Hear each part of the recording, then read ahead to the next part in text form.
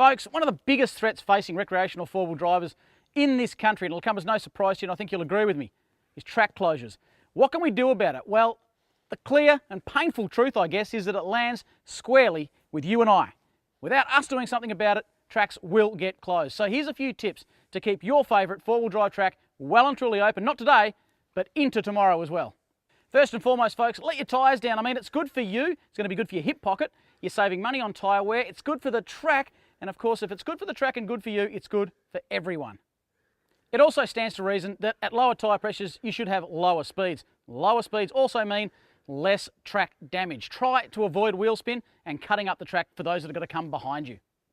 Another really big one, folks, is try and stick to the main track. There will be chicken tracks around extreme obstacles, but where possible, if you can't winch and there's absolutely no other choice, then stick to the main track. Chicken tracks, when they branch out, make wider and wider areas. And as you've seen in some parts of Tasmania, those areas can go for kilometres. Stick to the main track and you can't go too far wrong. Folks, one of the best things about coming four-wheel driving, of course, is staying in the bush overnight. I'm talking camping. One of the worst things is turning up to a campsite that no one else has cared less about. Rubbish in campsites really gets on my goat. That's why I have 2 rubbish bags on the back of my four-wheel drive. And my motto is, take out more than I bring in.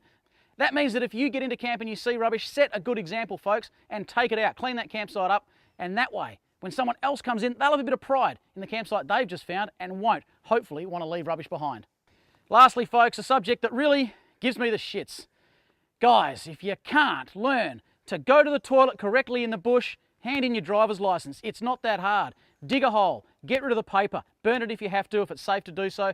But lastly, do not leave it just sitting on the side of the tracks. If you want an excuse to close a track, that's it right there.